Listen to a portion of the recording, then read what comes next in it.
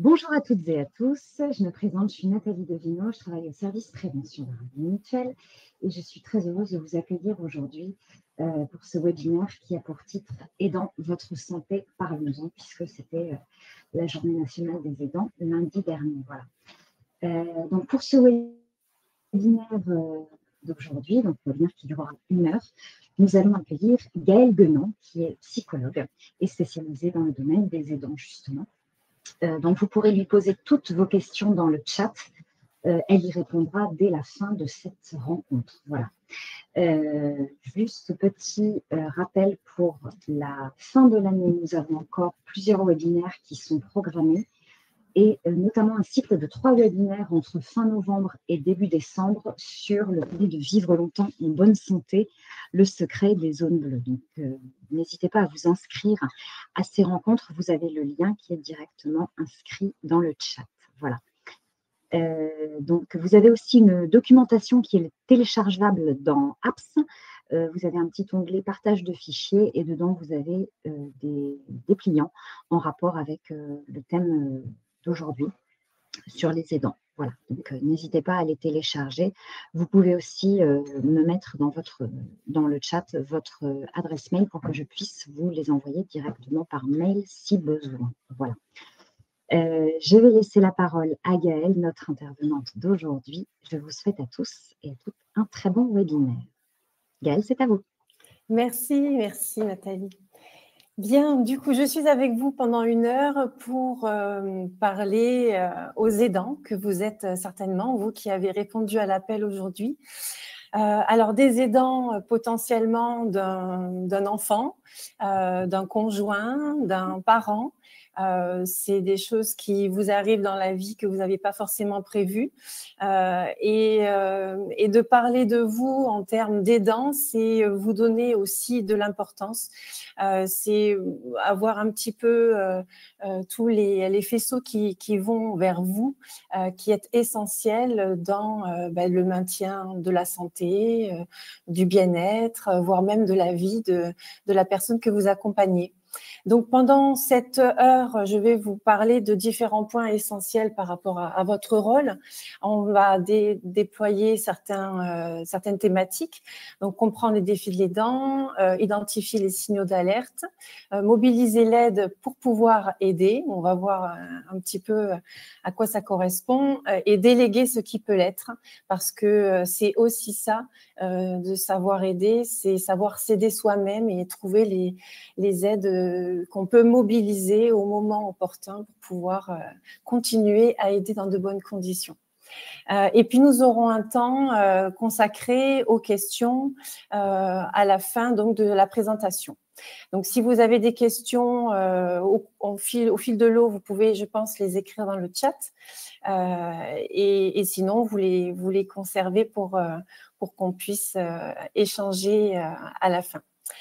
Bien, du coup, on va commencer par la première partie, donc, et on va s'attarder un petit peu sur qu'est-ce qu'implique ce rôle d'aidant.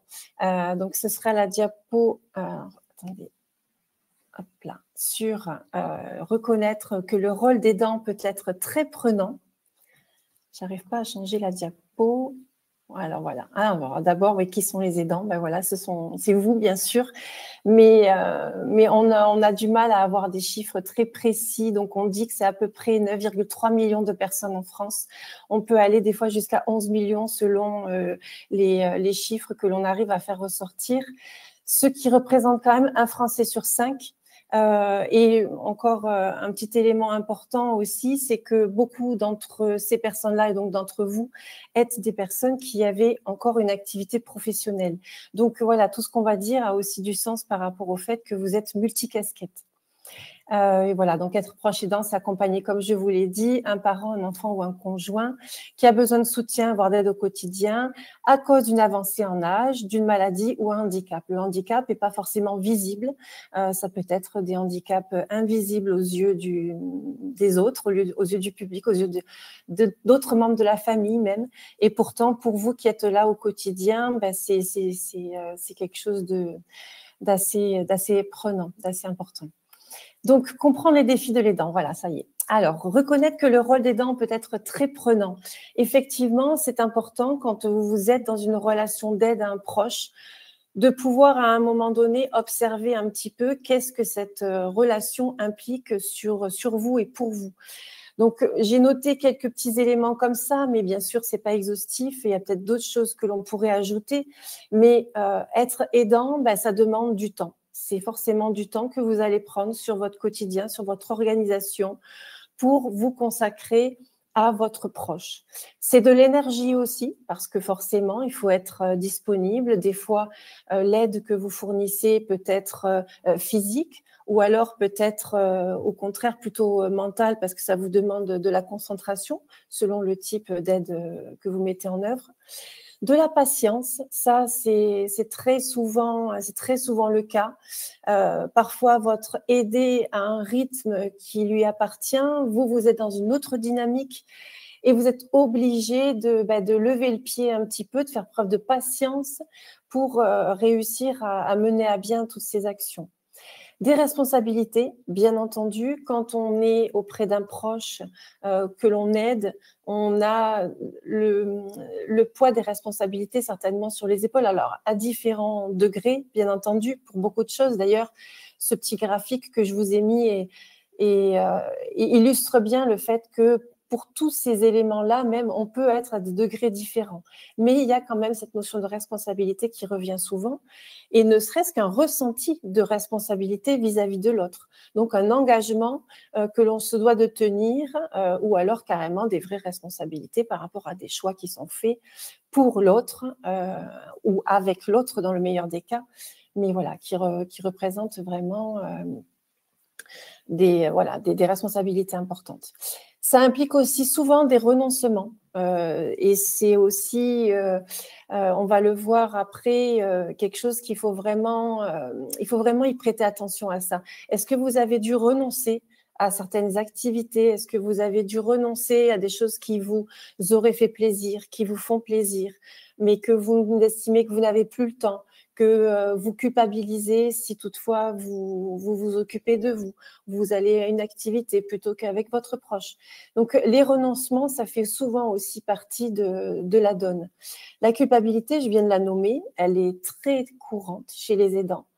Des aidants qui parfois, vous ne réalisez pas que ce que vous faites, c'est déjà beaucoup. Et j'ai eu tellement d'aidants qui culpabilisaient de ne pas faire plus ou de ne pas faire assez, alors que déjà, ils consacraient l'essentiel de leur temps, jour et nuit, à leur aider, mais il y a toujours ce sentiment de ne pas faire suffisamment. Ou alors de faire des choix et d'avoir justement lié à ce poids des responsabilités, la culpabilité, est-ce que j'ai bien fait, est-ce que j'ai mal fait, je me suis trompée, j'aurais dû, j'aurais pas dû. Tout ça, c'est une vraie charge mentale. Donc, des connaissances à acquérir et à mobiliser, c'est aussi important. Quand on est plongé dans le rôle d'aidant, on entre dans l'univers de l'accompagnement d'un tiers, de l'accompagnement d'un proche, donc potentiellement dans l'univers autour d'une pathologie, autour de notions de prise en charge de la personne et de sa pathologie. Donc, ce sont des connaissances qui s'acquièrent au fil de l'eau, bien entendu, avec le quotidien, avec les rapports entre la personne et les tiers qui peuvent être là. Les médecins aussi peuvent être porteurs de connaissances et de savoirs qui transmettent de temps en temps quand on leur demande. Et puis, c'est des connaissances à mobiliser parce que il faut savoir quels sont nos droits, il faut savoir la pathologie, en quoi elle consiste, voilà, comprendre un petit peu tout ça. Mais on va revenir sur ce point un peu plus tard. Et c'est aussi, bien entendu, des perturbations affectives, émotionnelles, parce que la relation d'aide, c'est une chose, mais en plus, quand vous êtes vous-même dans cette relation d'aide, ça veut dire que vous êtes lié à un proche, et du coup, il y a un lien affectif entre vous, pareil, qui prend des proportions différentes selon les personnes, selon qu'il s'agisse d'un enfant ou d'un parent, selon s'il s'agisse aussi d'un conjoint. Enfin, voilà, tout est variable, mais effectivement, il y a ce dénominateur commun des perturbations affectives que vous pouvez ressentir, parce que aider au quotidien, ben, ça vient aussi perturber vos émotions, ça vient aussi perturber votre représentation de votre proche. Alors pour les personnes d'entre vous qui accompagnent des personnes qui sont atteintes de maladies neuroévolutives, et je sais par mon métier qu'il y a beaucoup d'aidants qui sont concernés par cette question, il est aussi cette notion de deuil blanc que l'on doit faire quand on accompagne son proche qui change, mais qui est toujours là. Donc, on est dans une situation très paradoxale, très ambivalente des fois, où on doit faire avec l'autre comme avant, mais en même temps, on doit faire comme s'il n'était plus comme avant, parce que forcément, la pathologie, l'évolution des troubles perturbe ce rapport à l'autre, à la représentation qu'on avait de lui. Et c'est très compliqué au quotidien à vivre. Ça demande vraiment un cheminement et une acceptation pour réussir à passer outre les perturbations affectives. Donc, accompagner un proche peut être une véritable charge. Ça, c'est une réalité, d'autant plus que pour vous, comme on l'a dit, il est aussi souvent question d'une activité professionnelle en plus de votre rôle d'aidant. Il y a quand même à peu près 61% des aidants dans notre pays qui travaillent, donc qui ont une activité professionnelle et qui ont cette casquette d'aidant à domicile. Donc c'est pas rien, et c'est un rôle qui défie totalement l'équilibre, parce que il vient perturber l'organisation, il vient perturber notre gestion du quotidien. Ça remet certaines priorités à la place d'autres, et tout le défi en fait que vous devez relever en tant qu'aidant, c'est réussir à conserver un équilibre. Et c'est de ça qu'on va parler aussi aujourd'hui essentiellement. C'est que pour vous qui êtes aidant, il y a des enjeux physiques, des enjeux psychiques dans cette recherche d'équilibre. Il est essentiel que vous réussissiez à vous donner une place dans cette organisation, de vous ménager pour pouvoir durer, tout simplement. Il faut pouvoir conserver la force, la lucidité, la santé. Donc tout ça, c'est une réelle recherche d'équilibre presque au quotidien. Moi, je rencontre des aidants qui me disent qu'ils sont des équilibristes qui marchent sur un fil, parce que chaque jour a son lot de défis, son lot de problématiques, et que c'est une recherche d'équilibre perpétuelle. Et il faut réussir à mobiliser ses propres ressources et aussi celles des autres. Et donc, pour pouvoir mobiliser les ressources, il faut comprendre ce qui se passe, il faut comprendre la situation dans laquelle on est.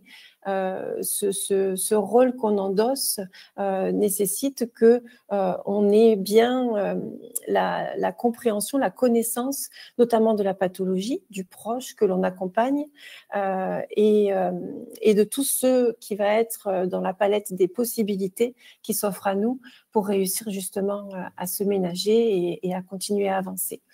Donc, ce qu'on a noté sur cette diapo, c'est qu'il existe de multiples possibilités pour aller chercher l'information. Alors moi, je vous dirais quand même qu'il est important d'aller chercher l'information, justement, parce qu'elle arrive rarement seule à vous, et c'est à vous, en tant qu'aidant, souvent, de faire la démarche, d'aller chercher, d'aller vous renseigner. Donc, il y a des lieux pour ça, il y a des associations qui sont spécialisées soit dans une pathologie, soit qui sont aussi sous forme de plateformes de répit, qui peuvent être vraiment des lieux ressources où vous avez d'une part des personnes qui comprennent la problématique que vous rencontrez, potentiellement la pathologie aussi à laquelle vous êtes confrontés, et connaissent du coup les trucs et astuces, au contraire les problématiques qui risquent de se présenter et les écueils qu'il faudra éviter. Il y a aussi dans certaines régions, selon la constitution de certains centres hospitaliers, des services qui sont très bien constitués et qui permettent d'avoir des cliniques spécialisées autour d'une pathologie.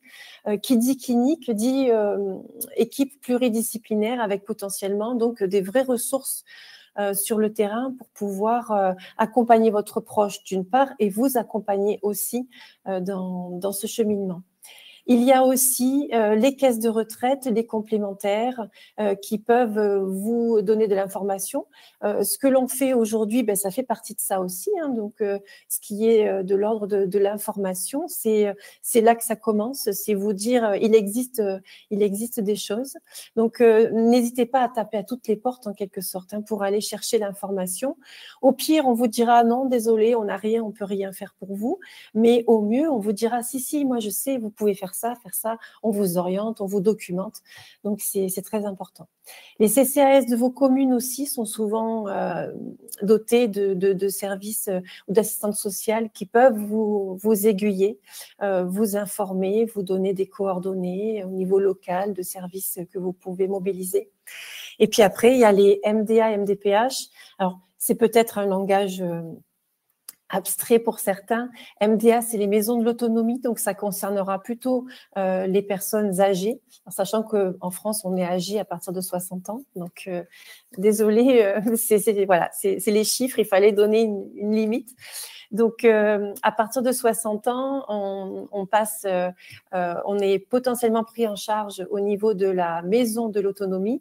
Et avant 60 ans, quand il y a la présence d'un handicap ou d'invalidité, c'est plutôt la MDPH, la maison des personnes handicapées, qui est l'interlocuteur ressource par rapport à des demandes d'allocation, des demandes d'accompagnement spécifiques. Donc voilà, tout ça pour dire que vous avez des droits, il y a des démarches à faire peut-être. Il va y avoir aussi potentiellement un vocabulaire spécifique dont vous allez prendre connaissance ou que vous avez découvert aussi parfois sur le terrain. Et puis tout ça, c'est des systèmes qui se mettent en place et c'est des rouages qu'il faut réussir à comprendre. Un tel s'occupe de ça, tel autre s'occupe de ça et réussir à voir aussi quelle est votre place dans tout ça. S'informer, c'est bien. Et s'informer, c'est important, je vous dirais, parce que mine de rien, vous avez une situation qui est à risque d'épuisement notamment.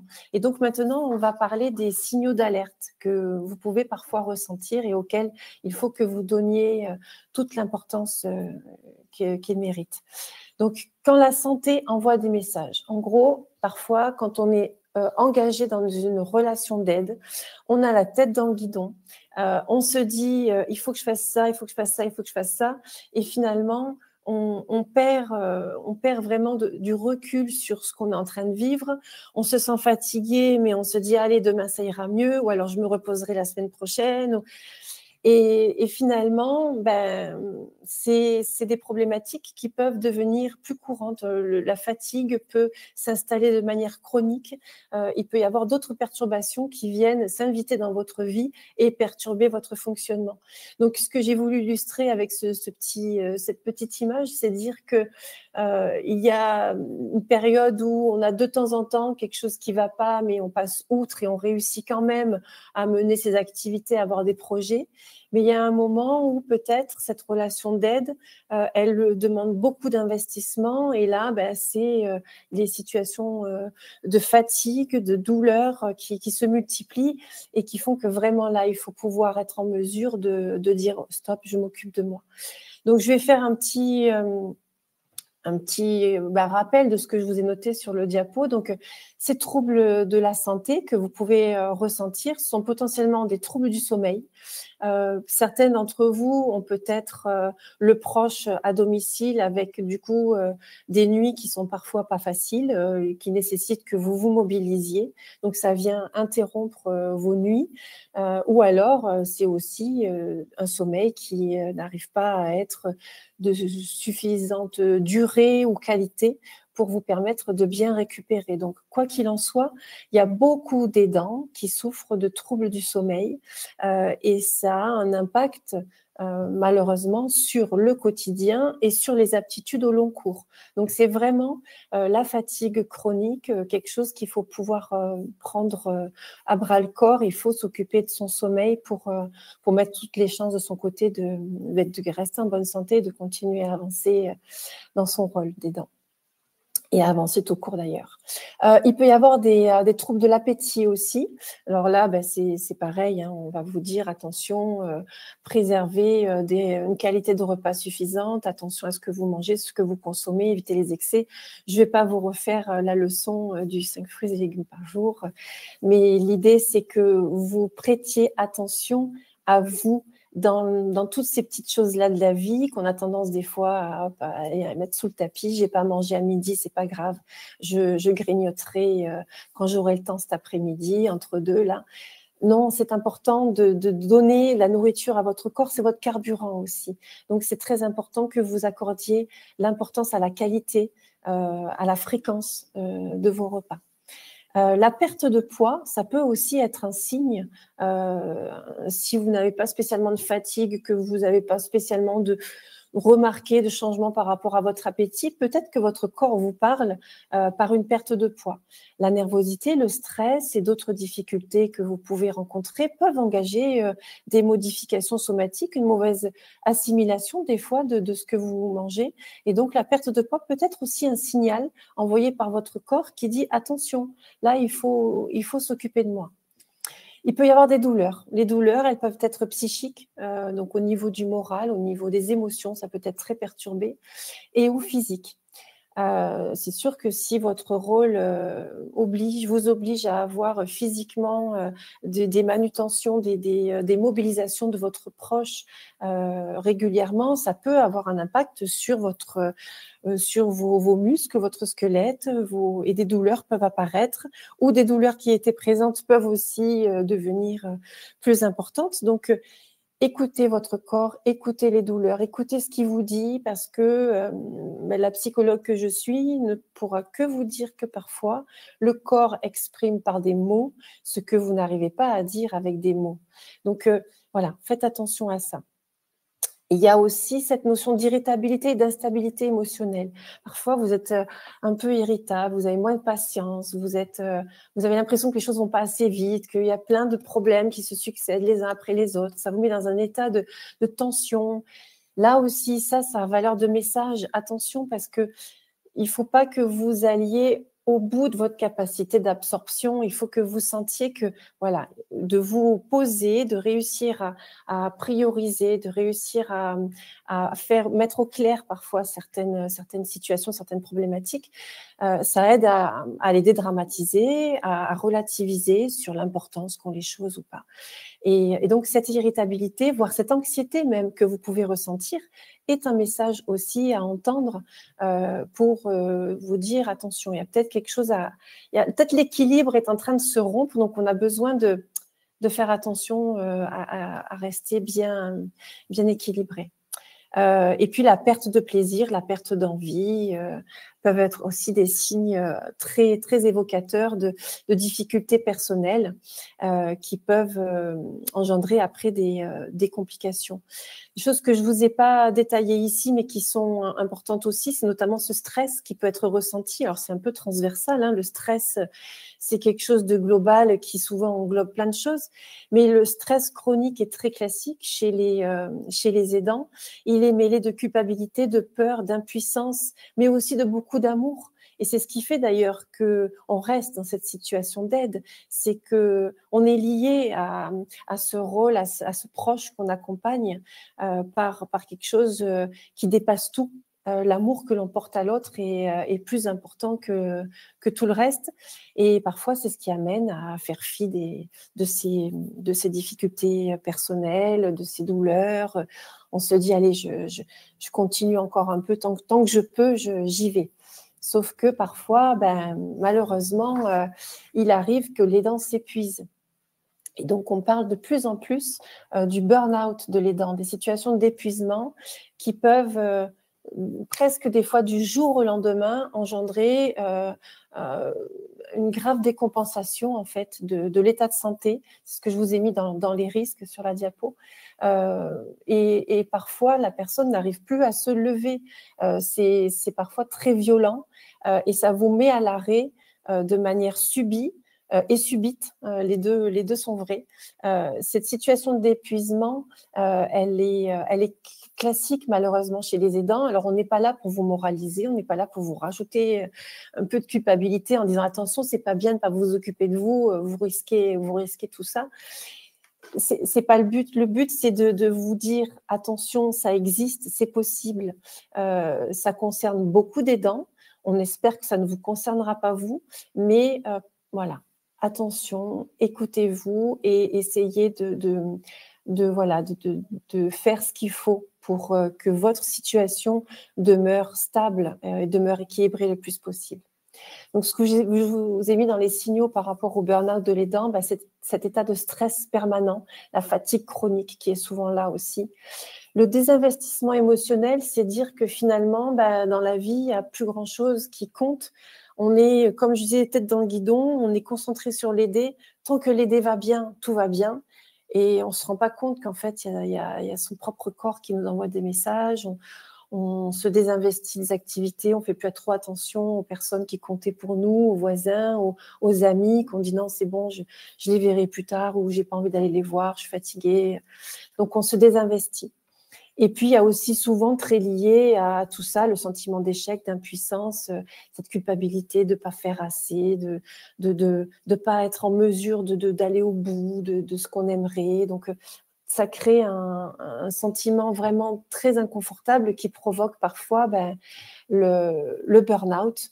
Et les risques de cette situation de burn-out, c'est clairement la dégradation de l'état de santé à cause de la décompensation que ça peut engendrer. Ça peut être physique, c'est-à-dire que au quotidien, quand on prend sur soi, quand on se lève, quand on est encore un peu fatigué par la nuit, engourdi parce qu'on n'est pas été, on est un peu douloureux, on n'est pas très bien, on arrive à prendre sur soi et à se dire allez, on va de l'avant. Mais sauf que la décompensation engendre une perte totale de capacité de mobilisation de nos ressources. Et donc, l'état de santé peut se dégrader. Moralement aussi, ça peut s'associer à un syndrome dépressif, et souvent d'ailleurs c'est associé à un syndrome dépressif. Et puis, indirectement, mine de rien, c'est aussi la dégradation de la relation à l'aidé qui est en jeu, et à l'entourage aussi, notamment parce que l'aidant a tendance à se recentrer sur lui-même et sur son aidé, mais voilà, ça peut aussi avoir un impact sur les relations aux proches, à l'entourage. Donc, ce burn-out de l'aidant, c'est un vrai risque, c'est une vraie menace. Mais donc, qu'est-ce qu'on fait pour faire face? Il faut, comme on l'a dit tout à l'heure, écouter les messages, se connaître, se reconnaître et pouvoir justement ajuster les solutions qu'on va mobiliser à nos propres besoins. Donc, écouter les messages et y répondre, c'est-à-dire pouvoir aller voir son médecin, pouvoir expliquer ce qu'on vit, pouvoir mettre des mots, M-O-T-S, sur ces mots, M-A-U-X, ou avant que les mots du corps n'apparaissent, dire ce qui ne va pas. C'est ce qu'on vous a mis aussi, s'accorder le droit de parler de son vécu. Pouvoir des fois décharger avec les mots, ça permet de prendre du recul soi-même sur la situation, parce que quand on organise sa pensée pour parler à quelqu'un de ce qu'on est en train de vivre, des fois on y donne un sens différent de celui qu'on a dans l'esprit quand on ne fait que penser aux choses.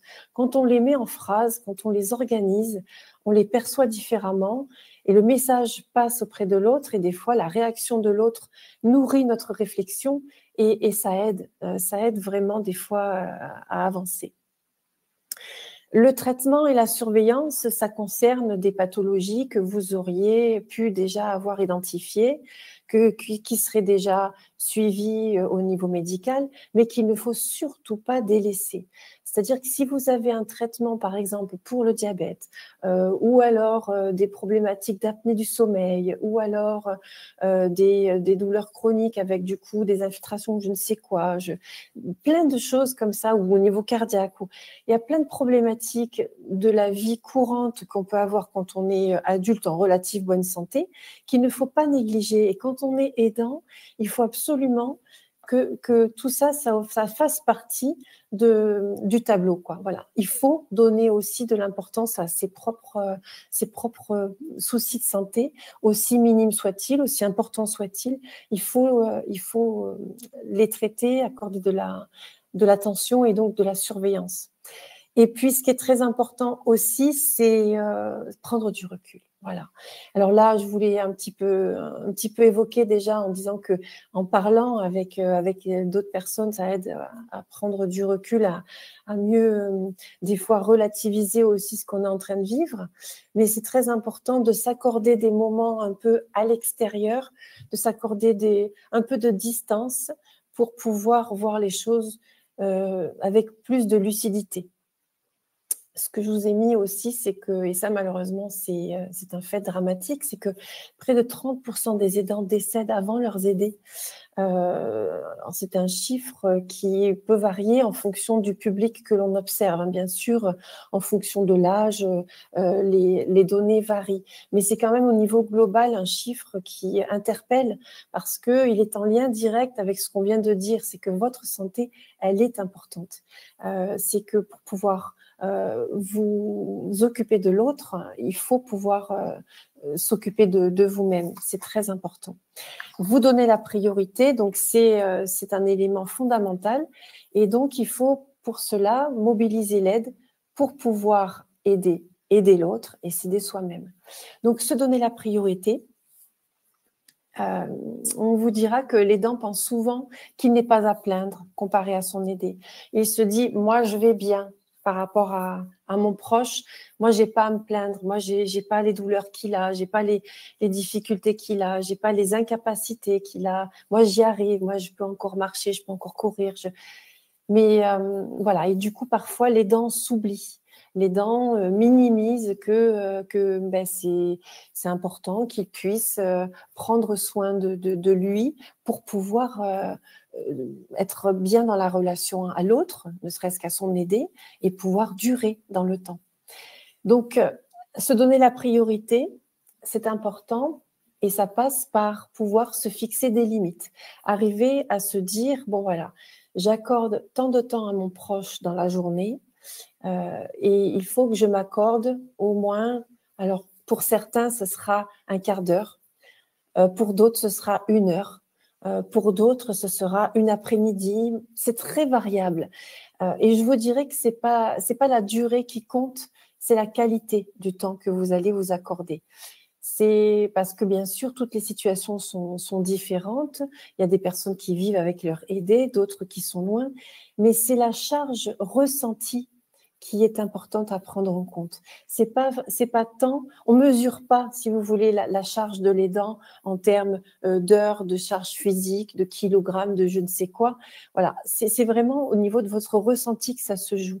Et se fixer des limites, c'est des limites que vous arrivez vous-même à percevoir. Et il est important de fixer aussi des limites dans une mesure raisonnable et réaliste. C'est-à-dire que quelqu'un qui, je vais vous donner un exemple, quelqu'un qui accompagne son conjoint, qui a une maladie grave, qui impacte énormément ses capacités au quotidien, son moral, le conjoint qui se dit il faut que je sois là pour ma femme, par exemple, au quotidien parce qu'elle a besoin de soutien, elle a besoin de ci, de ça. Si on lui dit de se fixer des limites et de s'organiser du répit, s'il se dit je vais partir 1 semaine en vacances, il y a des chances que ce soit pas réaliste. Pas réaliste parce que déjà, il va falloir organiser la suite à domicile et pas réaliste aussi du point de vue de l'acceptation de soi-même et de l'autre. Donc, il faut réussir à trouver des limites qui soient raisonnables, mais réalistes et bien réelles aussi. Donc, s'accorder du temps, c'est aussi le faire sans culpabilité. C'est réussir à se dire, ce que je fais maintenant, même s'asseoir et ne rien faire. Juste ça. Il faut pouvoir le faire sans se dire, bon, allez là, ça y est, ça a duré 5 minutes, il faut que je me lève, il faut que j'y aille. C'est le faire sans culpabilité. S'accorder du temps de qualité pour vraiment pouvoir déconnecter à un moment, avoir l'esprit qui va ailleurs, pouvoir avoir des bulles comme ça dans son quotidien, s'organiser des moments où notre esprit divague et où on s'autorise à se concentrer sur toute autre chose. Alors, si vous avez des passions, c'est formidable les passions parce que c'est le genre d'activité qui provoque chez nous le flow, comme on dit. C'est-à-dire qu'au niveau attentionnel, on est complètement captivé et on passe du temps sans se rendre compte qu'on y passe du temps. On oublie la dimension temporelle, on oublie ces choses-là et on se fait du bien à soi en fait. On se ressource, on se régénère aussi même parfois. Veiller à une bonne hygiène de vie, bien entendu, ça fait partie des choses qui sont primordiales. L'hygiène de vie, comme on l'a déjà évoqué, c'est l'importance du sommeil, l'importance de l'alimentation, de l'hydratation. C'est bien s'occuper de soi, donner du bon carburant à notre organisme, éviter les excès pour pouvoir éviter tout trouble qui viendrait être le petit caillou dans l'engrenage, quoi. Et surveiller sa propre santé, ça on l'a déjà dit, c'est quand on a des petites fragilités, il faut pouvoir s'en occuper, se donner le temps, l'énergie aussi de veiller à soi. À présent, je vais aborder la notion des aides, des droits que vous avez en tant qu'aidant. Alors, c'est un statut qui a de statut que le nom aujourd'hui sur le papier, parce qu'il n'est pas encore vraiment reconnu de manière officielle au niveau de notre pays, mais ça bouge pas mal quand même. Il y a des choses qui vont dans le bon sens. Il y a de la sensibilisation qui se fait de plus en plus et qui développe les propositions qu'on peut vous faire au titre des dents. Donc, il y a notamment beaucoup plus de lieux qui peuvent être des aides au répit.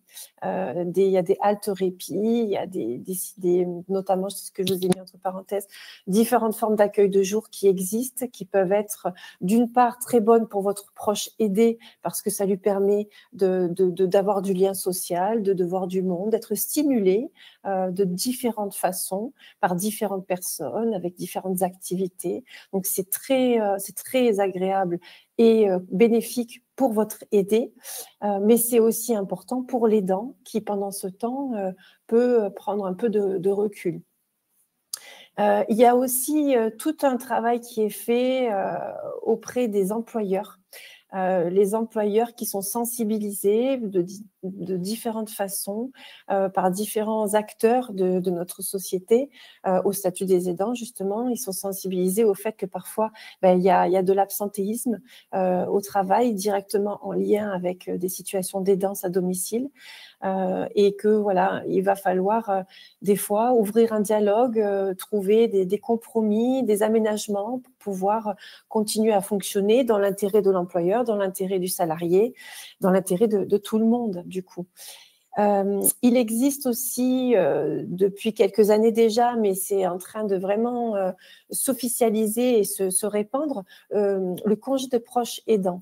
Alors, ça fait quelques années que ça existe. Au début, il y avait une toute petite allocation journalière qui était versée et petit à petit, on l'améliore. Et aujourd'hui, l'allocation journalière de proche aidant, elle revient à peu près à 65 € par jour.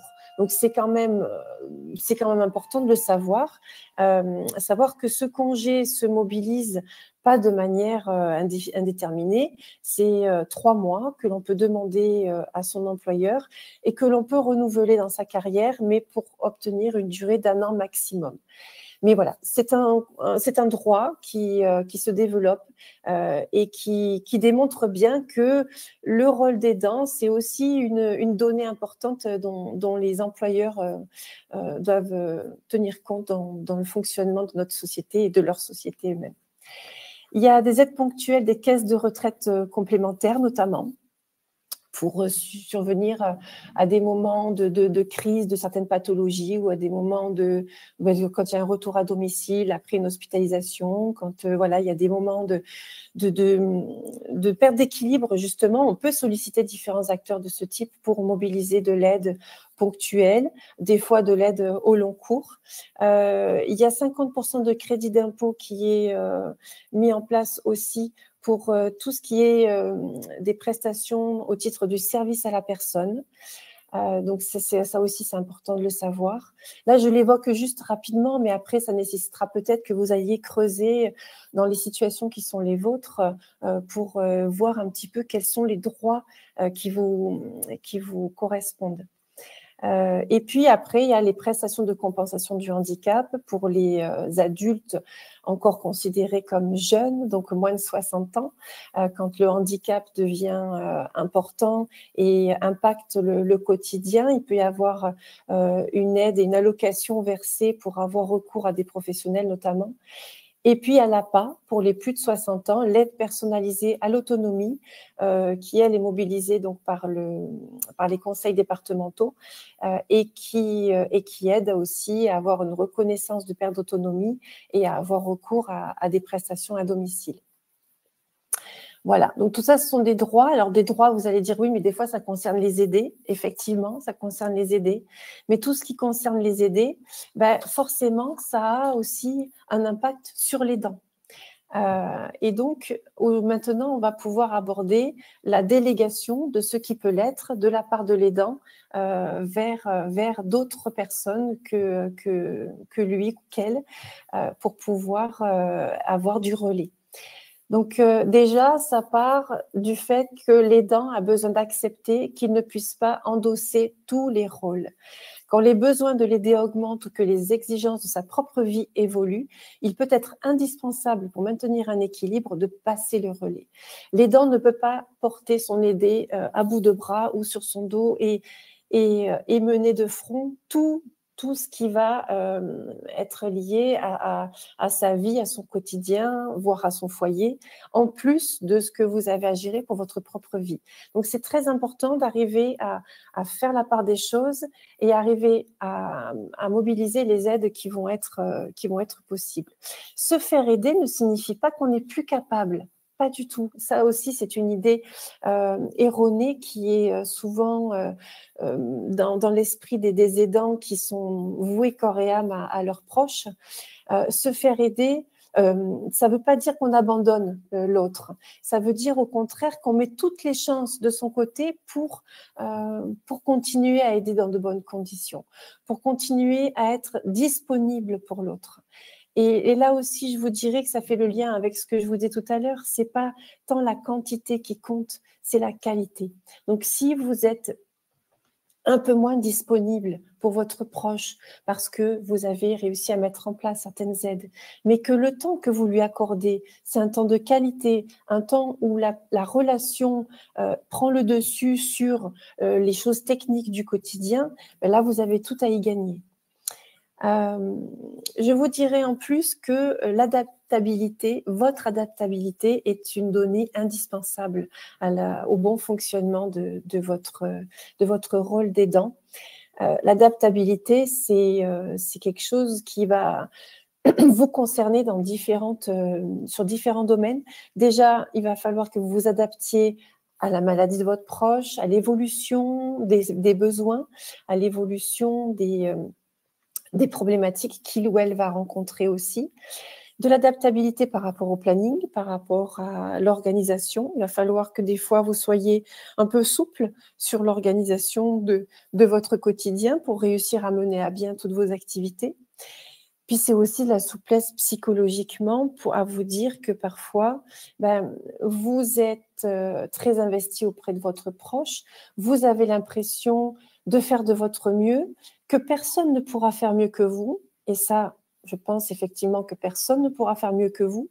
Par contre, c'est important que vous fassiez les choses avec cœur et en étant toujours en mesure de bien les faire. Et donc, la souplesse, elle est aussi sur vos propres exigences. C'est-à-dire que, par exemple, je vais vous dire, si vous êtes habitué à habiller votre proche le matin, à choisir vous-même ses vêtements, peut-être qu'à un moment, ce sera important que vous réussissiez à lâcher du lest sur ce point en vous disant « Ok, je m'occupe plus de ça. Pendant ce temps, je me consacre à autre chose et mon proche sera habillé par une infirmière, un soignant, un éducateur ou je ne sais quoi. Mais voilà, c'est son rôle, ce sera sa mission. Et puis après, je verrai comment mon proche sera habillé. Bon, des fois, ça ne vous plaira pas, mais il faudra aussi que vous réussissiez à faire la mesure de qu'est-ce qui est important, qu'est-ce qui est moins important. Petit i, grand i, est-ce que c'est très important ou est-ce que finalement on arrive à fonctionner si on n'a pas les choses exactement comme on les avait conçues au départ, ou est-ce que je prends sur moi pour accepter ces choses-là. Je pense que c'est très important cette notion de souplesse et d'acceptation du fait que tout n'est pas parfait. Tout n'est pas parfait, mais tout peut être fait par différentes personnes. Et donc, ce qui est important pour vous en tant qu'aidant, c'est de vous inclure dans un réseau. Alors, attention, je ne vous dis pas qu'il faut que vous fassiez venir toutes les aides possibles à votre domicile ou au domicile de votre proche, au risque de vous sentir dépossédé de votre temps, de votre lieu de vie, si vous laissez les clés à tout le monde, ça peut être aussi, à un moment donné, une limite, bien entendu. Par contre, ce qui est important, c'est d'identifier ce qui est possible de mettre en place et après de prioriser. C'est-à-dire qu'on ne va pas vous dire d'accepter tout azimut et de mettre en place du jour au lendemain toutes les aides auxquelles vous avez droit. Mais c'est réussir à trouver qu'est-ce qui est acceptable par moi, par mon proche, pour commencer à déléguer un petit peu. Essayez de trouver du coup les ressources au niveau de votre domicile, du lieu d'habitation de votre proche aussi, parce que des fois vous ne vivez pas avec, vous vivez ne serait-ce qu'à 100 km, c'est déjà loin, parce que vous ne pouvez pas être là tout le temps. Donc voilà, quelles sont les ressources du territoire que je peux mobiliser pour essayer d'avoir des domaines de l'accompagnement qui soient pris en charge par un professionnel. La pluridisciplinarité dans l'accompagnement, c'est la clé de l'aidance, parce que il faut aussi reconnaître que l'accompagnement, c'est, comme on l'a dit tout à l'heure, des connaissances. Ce sont des savoirs, des gestes, des techniques qu'il faut connaître. Et du coup, mobiliser les professionnels dont c'est le métier, dont c'est le domaine d'expertise, c'est pertinent. Par exemple, je vous donnerai un exemple de situation avec le kiné. Le kiné, s'il est accepté par votre proche, soit d'aller le voir au cabinet, soit qu'il vienne à domicile, ça peut être aussi aidant pour vous parce que vous pouvez échanger avec le kiné sur les conseils de mobilisation, sur comment je peux faire pour aider mon proche dans telle situation, quels conseils vous pourriez me donner pour quand je vais aux courses, pour l'installer dans la voiture. Vous voyez, c'est plein de choses comme ça qui vous concernent directement et qui vont être améliorées grâce à l'expertise des personnes que vous aurez pu mobiliser. Donc, dans ce petit schéma, je vous ai noté les soins techniques, l'hygiène, la santé, c'est très important. C'est en lien aussi un peu directement ou indirectement avec les suivis médicaux, parce que forcément, il y a des référents de santé à domicile qui font après le lien avec les médecins et qui sont importants pour assurer le suivi. C'est donc la kinésithérapie qui peut faire de la stimulation motrice et qui donne des conseils dans la mobilisation. Et les orthophonistes aussi peuvent être des vraies ressources sur le territoire parce qu'elles accompagnent le proche dans ses problèmes de diction, d'articulation, de respiration, mais aussi pour certains de déglutition. Et je me permets juste de le préciser parce que dans l'accompagnement de personnes âgées, notamment avec des troubles neuroévolutifs, la question de la déglutition est souvent au cœur de l'accompagnement. Et on ne sait souvent pas que les orthophonistes peuvent faire des bilans de déglutition, par exemple. Et pourtant, c'est très pertinent. Et ça aide à avoir des conseils justement pour adapter les boissons, les aliments, etc., etc. Donc, les aides à domicile pour le ménage, pour l'accompagnement, sont aussi autant de ressources dont vous pouvez bénéficier, que vous pouvez mettre en œuvre en décidant du nombre d'heures, bien sûr, parce que vous pouvez être guidé par, si vous vous demandez l'APA, par exemple, pour les personnes que vous accompagnez qui ont plus de 60 ans. Mais c'est encore une fois, vous qui pouvez aussi poser la limite, voilà, et réussir à dire, on va commencer par 2 heures de temps en temps, comme ça, pendant ce temps, moi, j'irai faire autre chose. Et justement, je profite de l'occasion pour vous dire, si vous réussissez à mettre en œuvre des aides, du temps notamment de présence à domicile pour que vous soyez disponible pour faire autre chose, essayez d'en profiter pour vous occuper de vous et pas pour faire des choses que vous ne pouvez pas faire quand votre proche est là, mais qui concernent toujours et toujours votre proche. Essayez de vous accorder voilà, des moments un petit peu à l'extérieur pour pouvoir continuer à fonctionner le mieux possible. Bien, au niveau du temps, je pense qu'on est pas mal. J'ai juste une dernière phrase à vous dire. La santé de l'aidant conditionne la qualité de l'accompagnement. Donc voilà, c'est primordial que votre santé soit au cœur de vos priorités dans votre relation d'aide. Voilà, Nathalie. Merci beaucoup, Gaëlle, pour toutes ces informations. Alors, il y a quelques questions dans le fil de conversation. Alors, premièrement, est-ce que vous pouvez nous rappeler précisément ce qu'est un GIR, qui l'évalue, en fonction de quels critères et à quoi cela donne droit? Bien sûr. Alors, le GIR, le GIR, groupe ISO ressources, ça ne veut rien dire. C'est pas quelque chose qui va forcément aider à comprendre. C'est en fait une objectivation de la perte d'autonomie d'une personne qui a plus de 60 ans. Parce que le GIR ne concerne que des personnes de plus de 60 ans. Il est évalué par souvent des infirmières du conseil départemental qu'on a mobilisé dans le cadre d'une demande APA. Donc, c'est la demande APA, le dossier qu'on a rempli, le volet médical qui a été rempli par le médecin, qui sont envoyés au département.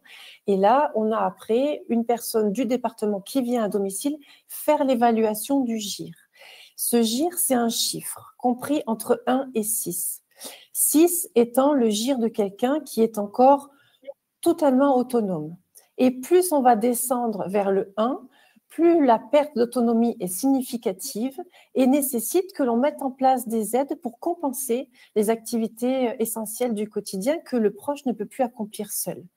Et donc, le système APA, donc les aides qui vont pouvoir être mobilisées au niveau du département, se mettent en œuvre à partir du GIR 4.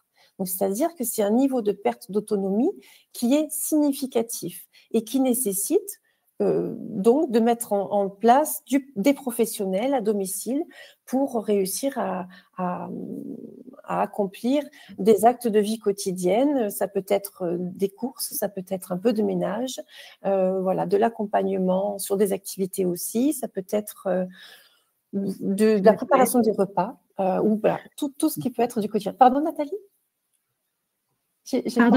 J'ai pas entendu votre réaction. Je disais pour l'aide à la toilette. Oui, alors l'aide à la toilette, ça va plutôt être voilà, de l'aide à la toilette quand elle est autonome. Ça peut être accompagné par des professionnels directement en lien avec l'APA, mais généralement, les toilettes, c'est quand même quelque chose qui va être réservé aux infirmières, aux aides-soignants, qu'on va pouvoir mobiliser grâce aux médecins qui font une prescription de soins à domicile, de soins d'hygiène ou de nursing, c'est le terme qu'ils utilisent aussi souvent, pour pouvoir accompagner le proche dans cette dimension de maintien de l'intégrité physique.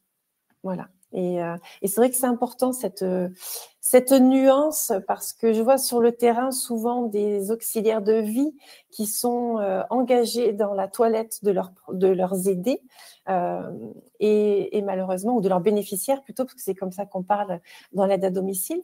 Et pour autant, parfois, ça nécessiterait vraiment un regard d'expert, et le regard d'expert, c'est l'infirmière ou l'aide-soignant qui peuvent l'avoir. Et donc, ça ne relève pas du même dispositif d'aide.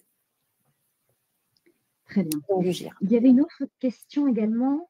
Quand l'aidant doit-il passer la main à une structure type EHPAD et Mm. comment le faire sans trop perturber la personne aidée? Alors ça, c'est une vaste question aussi. Ça vient questionner les limites du maintien à domicile. Les limites du maintien à domicile d'une personne peuvent être atteintes de multiples façons. Il faut avoir à l'esprit les risques. Quels sont les risques qu'encourt mon proche s'il reste à domicile seul ou même s'il n'est pas seul, mais voilà, quels sont les risques? Est-ce qu'il risque de sortir à tout moment de la maison et de s'égarer sur la voie publique, voire d'avoir un accident, de se perdre, de faire une mauvaise rencontre, etc. Est-ce que le risque est au sein même du domicile?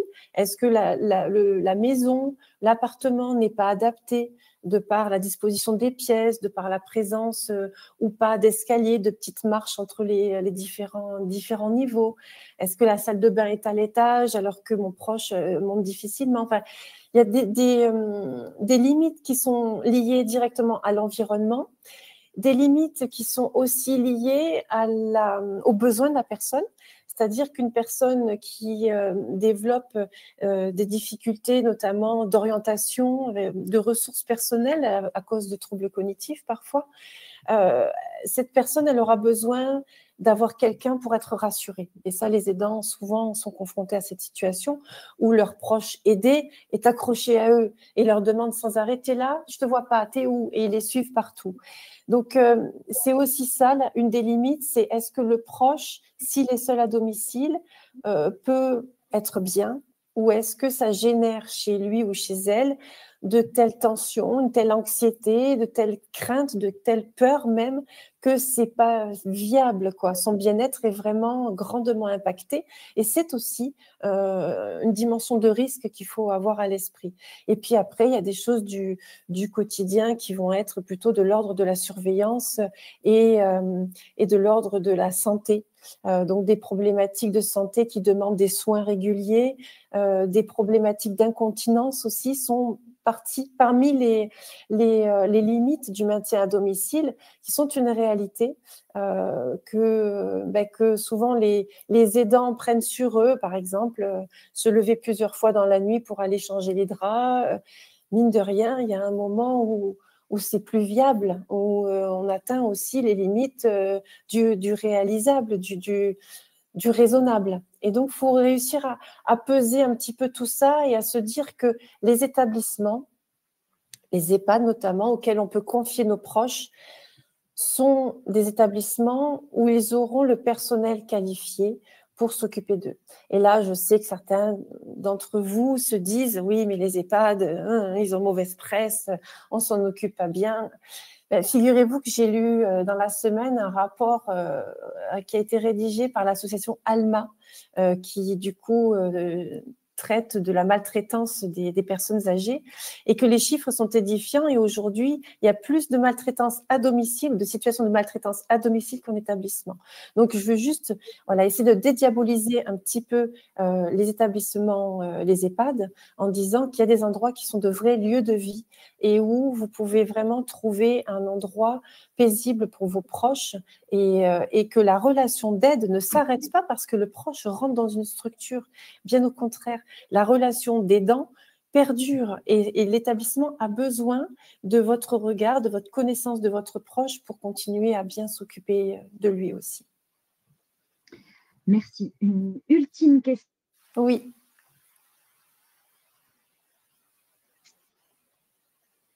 Ah, je n'ai pas entendu Nathalie. Ah, la connexion n'est pas bonne. Est-ce qu'il y a des séjours de récupération? Oui, ça y est, Est-ce que vous m'entendez, Gaëlle? Oui, c'est bon. Est-ce qu'il y a des séjours de récupération qui sont proposés par la CPAM ou un autre organisme? Alors, des séjours de récupération, je n'ai pas connaissance de ce dispositif-là. Je sais qu'on peut mobiliser de l'aide pour avoir du répit. Alors, c'est le cas notamment avec l'APA. On peut avoir une enveloppe au titre du répit de l'aidant. Donc, pour les personnes qui sont concernées par l'accompagnement d'un parent et qui ont l'APA, le département, alors nous, je sais que dans l'Hérault, par exemple, c'est une enveloppe de 500 € qui peut être mobilisé au titre du répit. Et donc, ça va permettre de financer l'accompagnement d'un proche ou l'hébergement d'un proche en établissement, par exemple, le temps pour l'aidant de pouvoir partir ou même se reposer à domicile. Après, la question des séjours de répit, pour les aidants, je crois que des associations en organisent, mais c'est vraiment c'est disparate sur le territoire et ça vaut le coup de se renseigner parce que peut-être qu'il y a des nouveautés qui existent tous les jours, qui arrivent tous les jours. Donc peut-être qu'il y a effectivement des choses de cet ordre-là qui commencent à exister, à se développer. Très bien. Merci beaucoup, Gaëlle. Donc, vous aurez bien sûr le lien vers le replay dès la fin de cette rencontre parce qu'il y a beaucoup d'informations en 1 heure, c'est difficile de faire attention à tout. Donc, vous aurez bien sûr le lien vers le replay pour regarder la conférence aussi autant que vous en avez besoin. Sachez aussi qu'il y a un service d'action sociale au sein d'Harmonie Mutuelle qui peut vous aider ponctuellement à faire face à des difficultés financières ou simplement organisationnelles. Donc, n'hésitez pas à le contacter via notre assisteur. Le numéro de téléphone se trouve normalement sur votre carte de mutuelle. Donc, n'hésitez pas à les solliciter. Ils sont là pour ça. Voilà. Merci beaucoup, Gaëlle, pour cette conférence. Merci à tous de votre participation et de votre fidélité. Très bonne fin de journée à tous. Merci à tous. Prenez soin de vous. Au revoir.